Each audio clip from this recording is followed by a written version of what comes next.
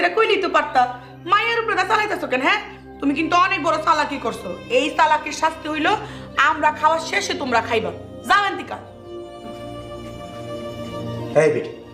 বেশি চালাকি করবা না চালাকি হইল শয়তানের কাম যাও স্যার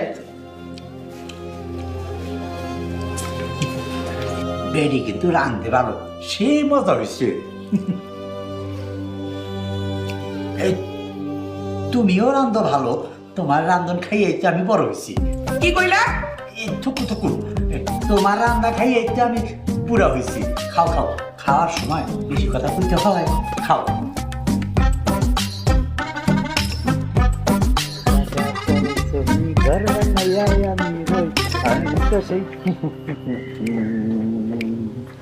আমি তো সেই